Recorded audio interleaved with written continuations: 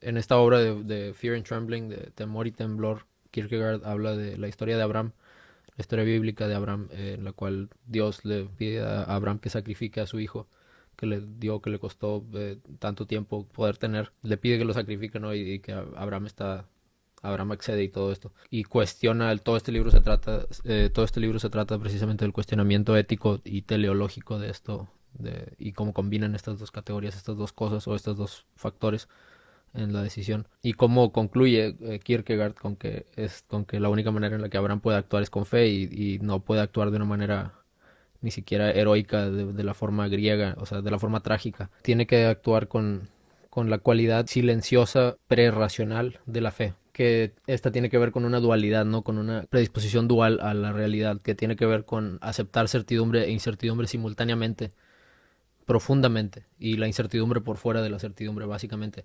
Entonces, haz de cuenta que lo que dice Kierkegaard aquí es que Abraham no puede ser una persona que se resignó nada más y actuó de acuerdo a una obediencia de una regla como estática que entendió como con sumisión nada más. Porque si hubiera hecho eso, hubiera violado éticamente la relación con su hijo, ¿no? Entonces, no lo hubiera podido recibir de vuelta cuando Dios se lo regresó, o sea, cuando le dijo que el sacrificio siempre no iba, ¿no? Es como si hubieras intentado matar a alguien y no hubieras podido matarlo y luego la persona no se hubiera dado cuenta y luego tú lo aceptaras, o sea, de vuelta éticamente sería como deshonesto de tu parte, sería imposible que lo hicieras de forma pura, ¿no?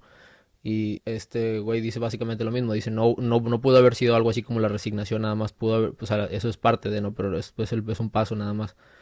Es por eso que dice que el caballero de la fe, lo que él llama el caballero de la fe, es más complejo que el héroe trágico, ¿no? Esta razón tiene que ver con una interioridad del proceso de la relación con la teleología, ¿no? Por así decirlo, a diferencia de que en la tradición de los héroes trágicos la comunicación con la teleología era como explícita, todo el mundo se daba cuenta, eran señales divinas explícitas y en esta ocasión, cuando la fe abrahámica o la fe judeocristiana arribó, empezó esta idea de la fe expresada de forma interna con una relación privada con lo trascendente, que obviamente se presta a la duda de que si la relación está haciendo con el bien o alguna relación demoníaca también que puede ser interna y puede ignorar o pasarse por encima de lo ético. Y eso es como la pregunta de Dostoyevsky también, es por eso que es bastante común. Kierkegaard y Dostoyevsky son parecidos, porque Dostoyevsky en Crime and Punishment y todo eso, Dostoyevsky tiene la misma pregunta, ¿no? Es el experimento de Raskolnikov, de que es una persona que quiere ver si la moral es de veras o no.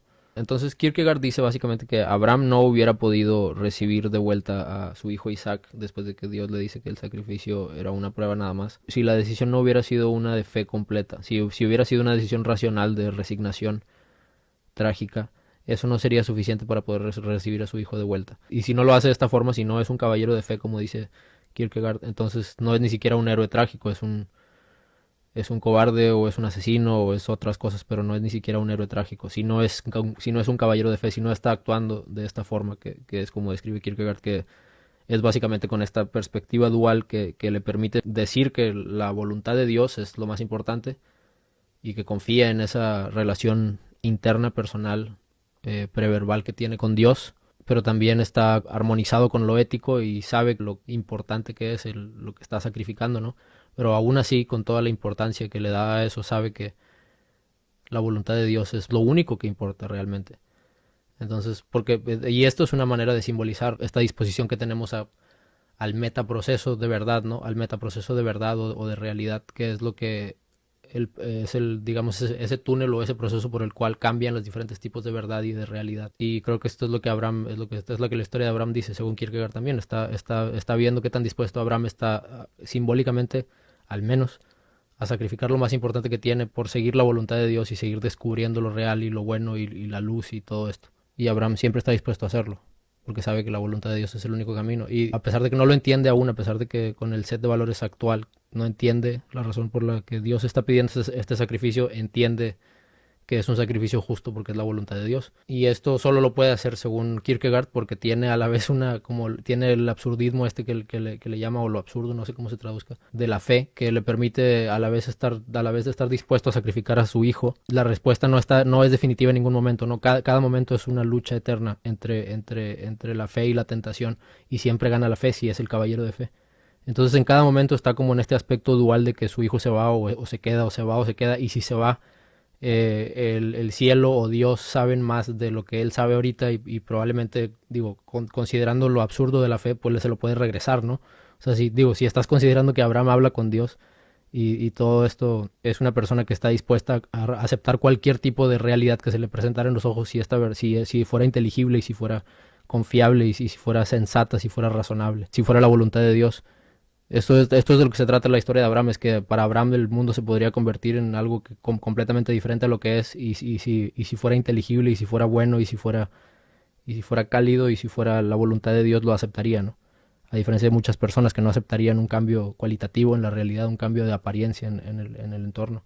Y en este caso lo simbolizan con el hijo, ¿no? Pero el hijo es lo más importante que tiene. Pero lo puedes sustituir con cualquier axioma. Y obviamente pierde la gravedad, la historia, supongo, pero según Kierkegaard, el concepto de la fe no pierde la gravedad. O sea, si el caballero de la fe existe, si hay gente que de verdad tiene fe, son personas que están siempre como en esta barda, ¿no? Como en esta frontera entre certidumbre e incertidumbre, y están cómodos ahí. Están siempre confiando en que la voluntad de Dios es lo bueno y el orden y lo que les permite seguir sus tareas e imitar a Dios, imitar a lo bueno e imitar a la luz.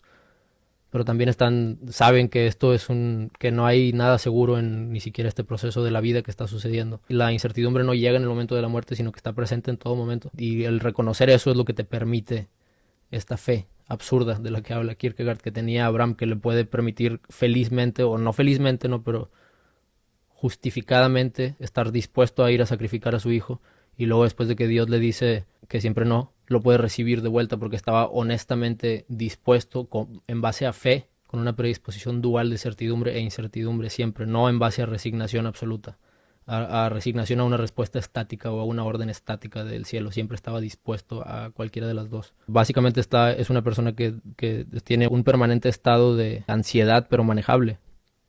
Y ansiedad en el sentido, no, supongo que se puede entender de diferentes formas, pero es una especie de nunca acomodarse, nunca estar cómodo como mentalmente, metafísicamente o religiosamente, nunca estar en un sentido como de que pierdes el contacto con el hecho de que eres un ser limitado. En ningún momento pierdes contacto con eso, y eso a la vez te conecta con el hecho de que eres un ser ilimitado a otro nivel.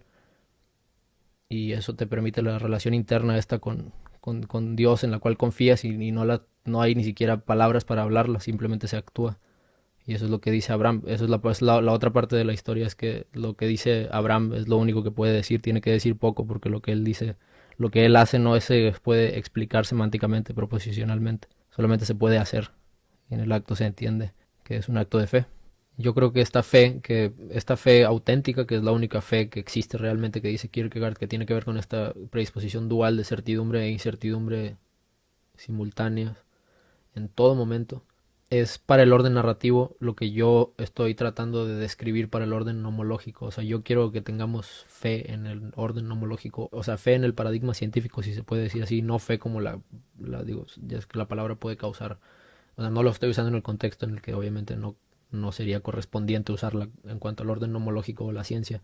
Me refiero a algo diferente, obviamente, con la fe religiosa, pero me refiero a una predisposición dual también hacia el paradigma. O sea, no solo respetar el paradigma, por así, en las palabras de Kuhn, por ejemplo, no solo respetar y venerar o valorar el paradigma sobre todo lo demás, sino valorar o respetar por encima del paradigma la estructura por la cual los paradigmas cambian, la estructura metaparadigmática, ¿no?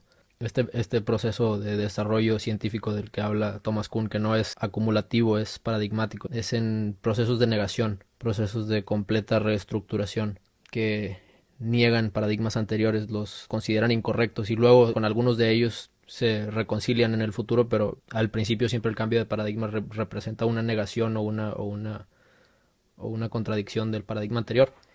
Y esto no es acumulación como normalmente se entiende de la ciencia, y esto es como lo describe Kuhn sobre la ciencia, en su libro de la estructura de las revoluciones científicas. Y esto es más o menos lo mismo. Es la sugerencia, este libro es la sugerencia de Kuhn de decirnos hay que respetar el proceso por el cual los paradigmas se transforman más que los paradigmas mismos.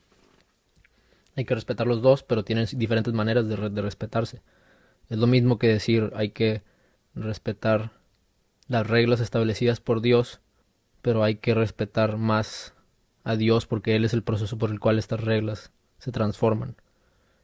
Él no es el proceso, ¿no? Pero Él es la fuente, digamos, de la revelación de cómo se transforman estas reglas. Eso sería en cuestión de la historia de Abraham, ¿no? En el orden narrativo.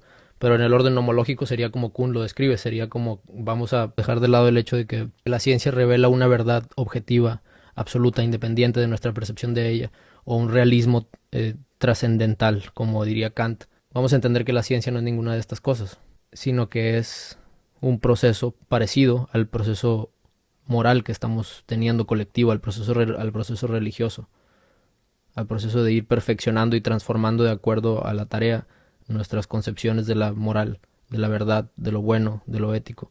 Aunque, aunque esencialmente no cambian, yo digo, aunque la forma de lo bueno y lo bello no cambia, tal vez su comunicación con nosotros definitivamente sí cambia, ¿no?